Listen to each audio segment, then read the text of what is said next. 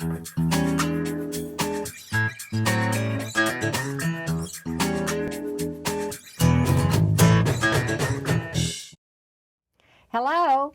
I'm Betty Swann, and this is Wisdom in the Night. I'm so glad you're watching this show. I hope you love it. I love doing it. It's a great way for you to see people from every walk of life, and see how they move and move along with God, how they learn how to get His destiny for their life. I think you're going to hear things that make a big difference. So let's just get started tonight.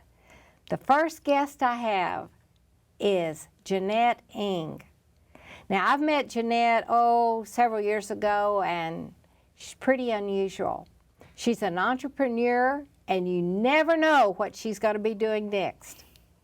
So, Jeanette, isn't that right about you? Isn't that right?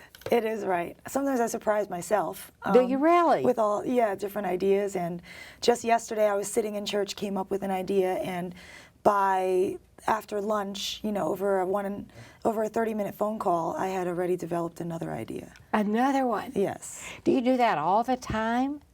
I do. I'm just constantly, kind of like when an artist wakes up in the middle of the night and has a song. Or a poet has a poem, I'll just have an idea. And so it's just important to develop them, write them down, and when the time is right, you can go visit that list and see what you're going to do. So next. Do you ever have something written down and you go back later and you go, oh, that's a good one, I'm going to do it? Sure. You do? Mm-hmm. So how many do you have written down right now that you haven't done?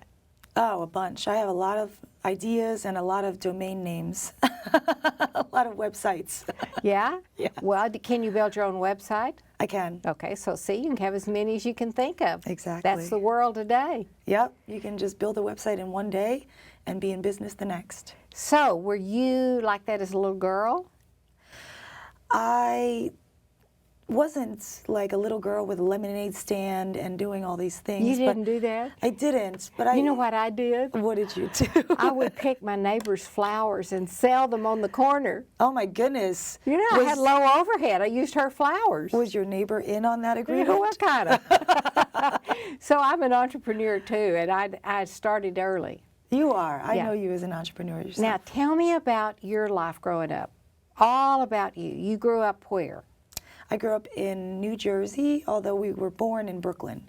So we were born in Williamsburg, Brooklyn, and then moved to Chinatown and lived right on East Broadway in Chinatown for a few years.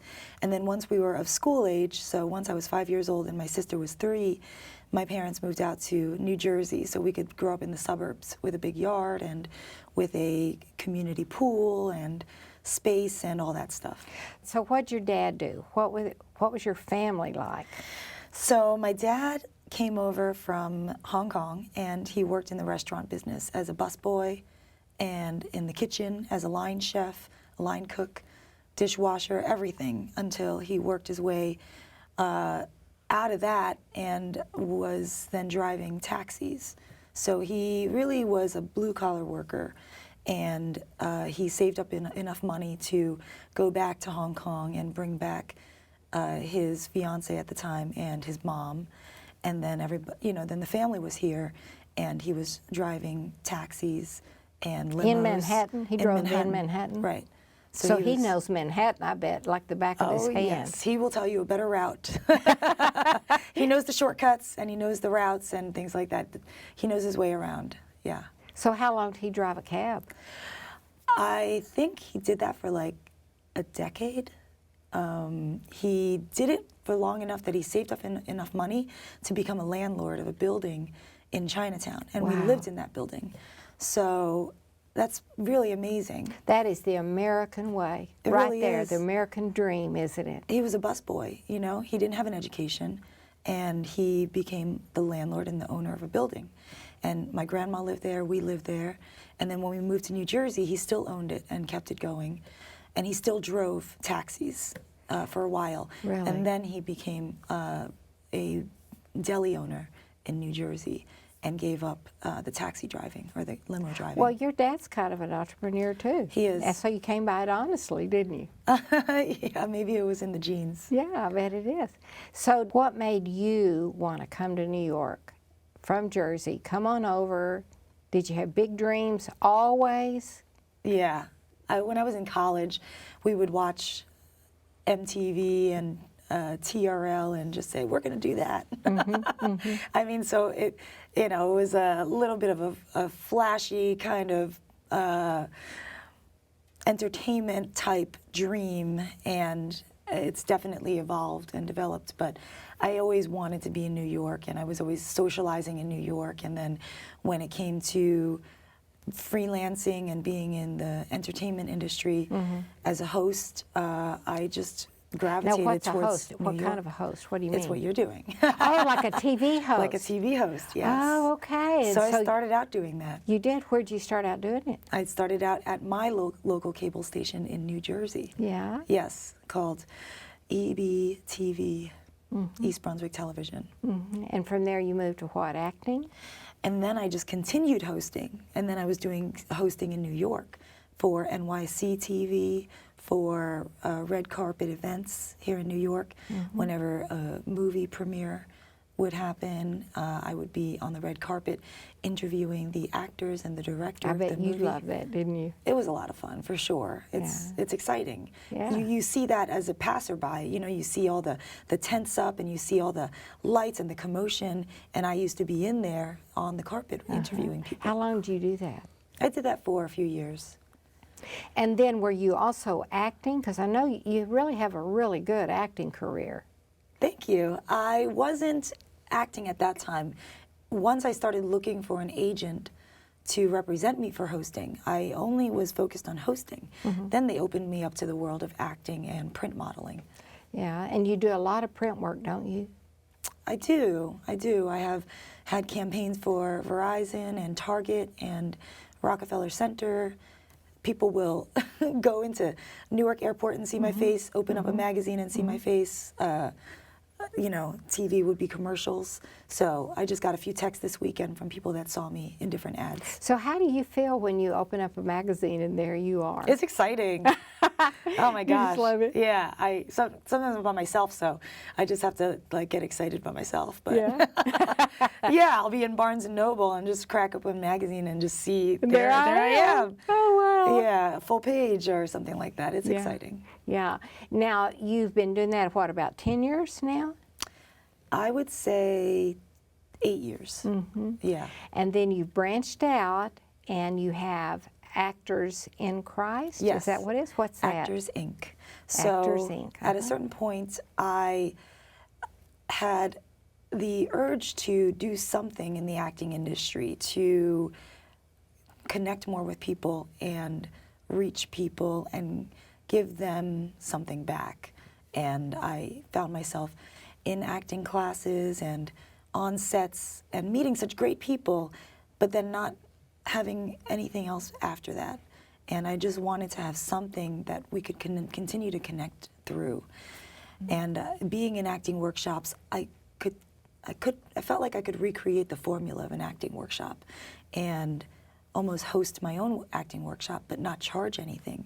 So it would be a free gift for anyone. How many people got involved with that?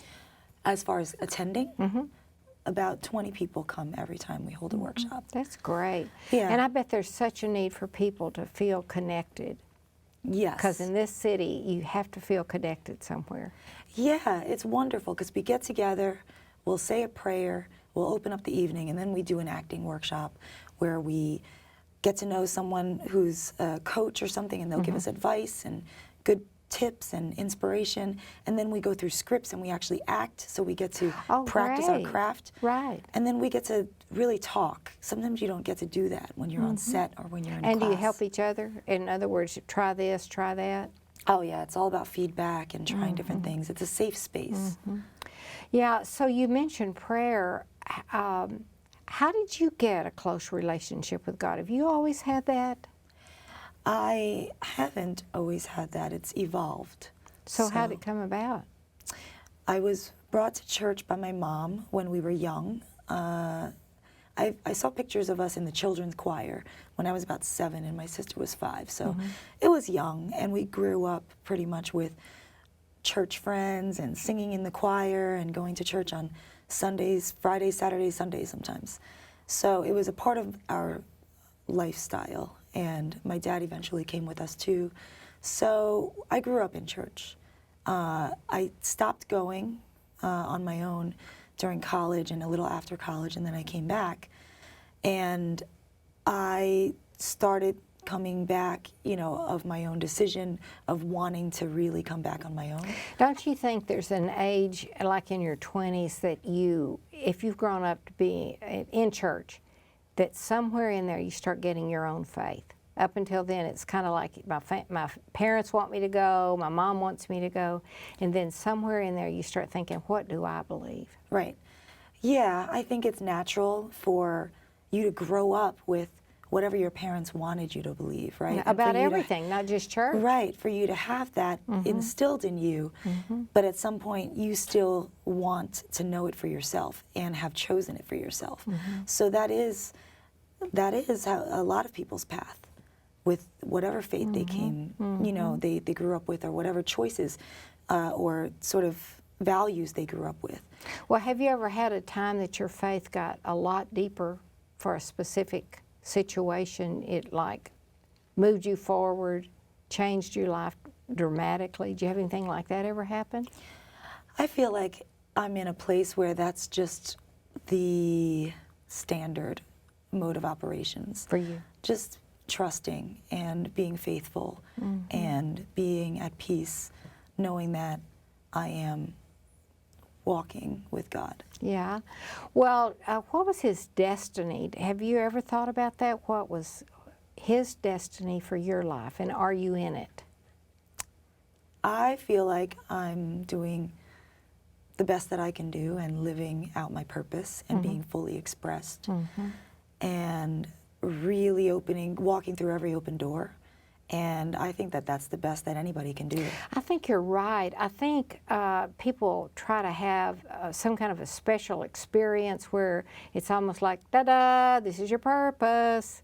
And really, you find out by trying different things, finding out what you really like, what you succeed at, and by praying about it. But don't you think it takes all of it and just being open to new things? I think there's a few things to consider.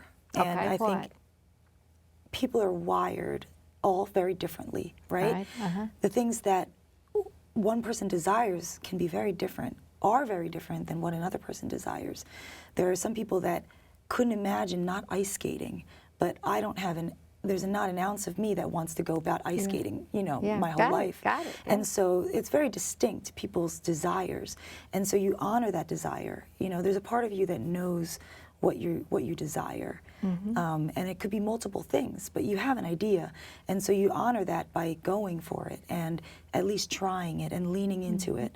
And recognizing that that's not an accident, because obviously, you know, we're all wired so differently with very different, distinct, unique desires. So it's not an accident. And speaking of the wiring, in your case, I can think of 5 things that you do that I know you do, and they're all so different. And so you're wired to do a lot of different things. Right. And that's the way I am. I get bored easily, and I go after something till I conquer it. And once I've conquered it and I feel like I'm good at it, then I want to try something else. And so I know you do acting. I know you do spinning. You're an instructor, and I want you to talk about that. Then you, what else? You have a prayer app. Then comedy. Oh yeah, you're hysterical. Yeah, I wish we had time for you to do that. You're so funny. It surprised me that you're a comedian, because I just see you as this kind of like type A, go get 'em girl, and then you're just so funny. How'd you get into comedy? I love comedy, and I've always watched comedy. Yeah? And I used to be able to recite entire, like... monologues or... Yeah, just people's jokes. I would know them verbatim. Yeah? And I would, you know, recite them to my friends. And so I enjoy comedy and really appreciate comedy. So and you're good at it. Yeah, so as a consumer, I loved it. And then sitting in the audience, there was a part of me that wanted to go that extra step and like be there on that stage. Yeah, And so yeah. that's what I'm saying. Like, not everyone desires that. Like, a lot of people love watching comedy, but they don't want to be on stage, and they know that. They're happy watching it. Right. But I was different. So when you know that there's a difference there, when you know that that desire is there, go for it, right? Honor that. And so I took a class, and that set up the structure that I needed to learn some basics and to get out there and get on a stage and do some open mics. And then from there, I had friends that put me in their shows, and still doing it. Now you're still doing comedy, aren't you? and I'm still doing it. Yeah. And that was a time when I felt like God helped me out too. Because I do so many different things, I didn't have the time to dedicate to comedy that somebody who was a serious comedian would dedicate. Because someone who's a serious comedian is out there. And maybe that's the only thing they do. Maybe they just do that one is the thing. only thing they yeah, do. Just and one it really thing. takes that full-time effort. And I didn't have that time. But God honored that in me by allowing me to kind of skip the line. And he did. I love he it. really did. People work a long time. And they were going, how did you get to do this? I don't get to do it. They work really hard before they can even get on stage for more than 1 minute, 5 minutes, and not have to pay for that, let alone get paid. And I was getting paid for that without having to put in all those hours. All right. Well, now I know you also do triathlons. I know I've gone to your runs. You I did? helped you do Betty. that, yelling for you, all of that. But what kind of challenges have you personally gone through as you've moved through all of these different ventures? For you as a person, what have you gone through? What's been challenging to you? Going through all of the different ventures and pursuing all the different things that I want to pursue. The most challenging thing and the most life-changing thing, I won't say it's the most, because that's always a big title to give anything. Right. So one of the biggest things was dealing with all the junk that I had to deal with so that I could get clear and really pursue everything with 100% gusto. So what do you mean, get rid of the junk? What was the junk? We walk around with a lot of junk. You mean like physical junk or mental junk? I mean emotional junk. Yeah. So whether it's unforgiveness or a childhood that you regret or anything that you're blaming, those things will weigh you down and be drama in your mind and will cloud you and mentally and really physically prevent you from being able to get up and go and like go for everything and be available for everything. Do you ever get discouraged? Not really, not anymore. But I used to, because I would see it as something that meant something about me. But the fact is that... How do you not take it where it's like about you now? Well, so back to one of the biggest things was really having someone be a life coach to me. And having a life coach helped me to take the weight out of these things that used to weigh me down. So can you imagine just being weighed down in life? Oh yeah, you feel a everybody burden on your shoulders. You really can't be free to pursue everything you want to pursue, say everything you want to say, talk to everyone you want to talk to, just be your real self. It really suppresses you. And so when I got that lifted by just working with a life coach and being able to get rid of all those things, then it took the weight out of things that used to be personal, because things are not personal. But you take them personally. We take them personally, because especially in your head. You can have mind games going on in your head, right? Yes. So it's a practice, and the better the tools are that you have and the more you work on that, and having a coach really helps. How long have you had a life coach? For a year. And you can tell a huge difference. Oh, massive difference. I'm a very different person. I feel like before life coaching, I was surviving, and now I'm really living. It's a big difference. And a lot more personal inner happiness, right? Yes, Huge, of course. huge. And nothing else changed around me. That's why I know it's really about me because it's not like my family changed. It's not like my my bank You account changed. It's not like my bank account changed. My career situation didn't Yeah. change, but I changed, and that's all And it do you takes. find that you have more inner contentment? Yes. Yeah. Well, for the people that are watching, what kind of wisdom would you give people? What would you say to someone who says, I'm an entrepreneur, or if they say, I want to be an actress, or I want to do triathlon, give us some wisdom. The two biggest things are having a relationship with God and getting life coaching. Because no matter what I go through, whether it's relationships or business or body weight and exercise, I mean, we can feel so in turmoil. And those two things have really centered me and constantly given me peace and power. And you want to go through life with a sense of peace and a feeling of power. You don't want to feel powerless. You don't want to feel like things are out of control. And you want to feel at peace and you want to feel loved, because things are always going to be in flux. Things are always going to be changing. And so if you can if you can get to a place of peace and love, no matter what, then you will be set for life. But your wisdom is you can't do that by yourself. You cannot.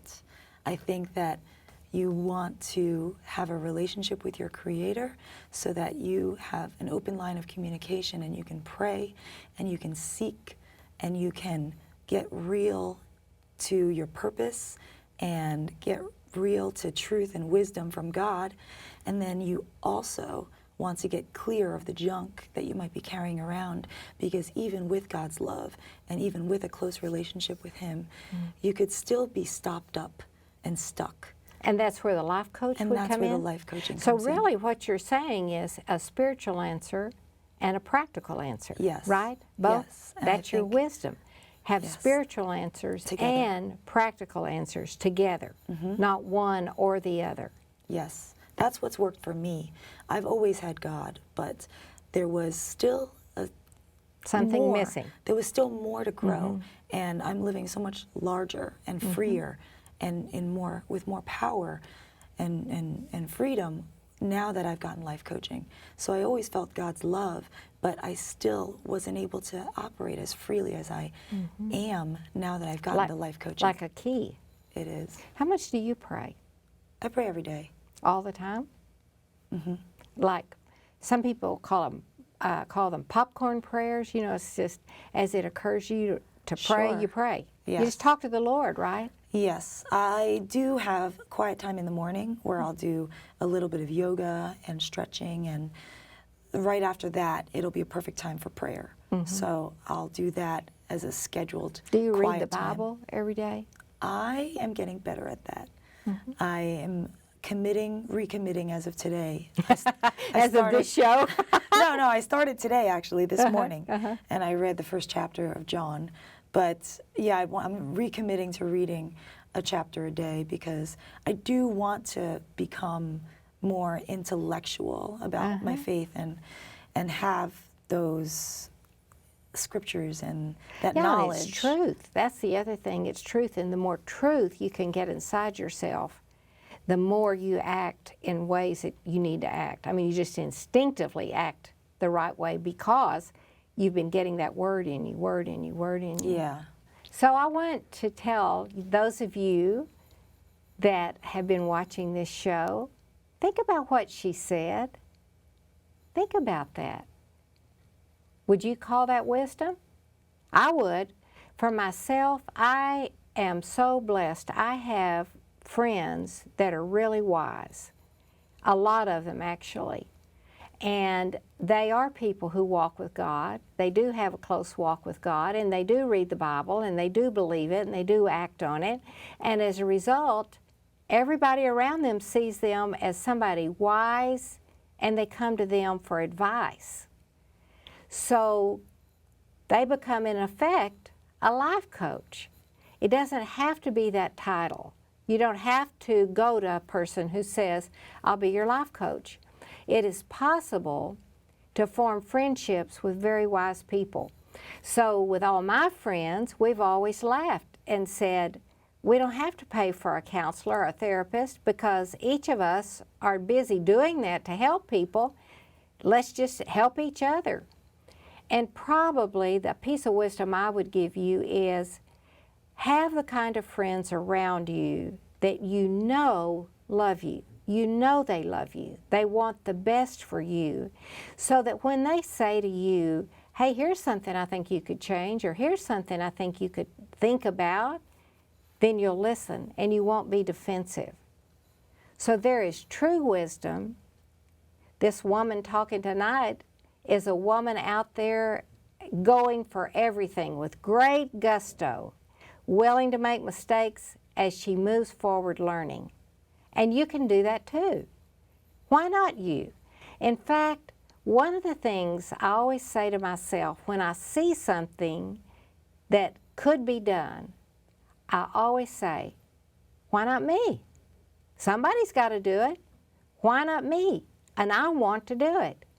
So that's our wisdom in the night for you tonight. Go and enjoy life, but go with God because He wants to go with you.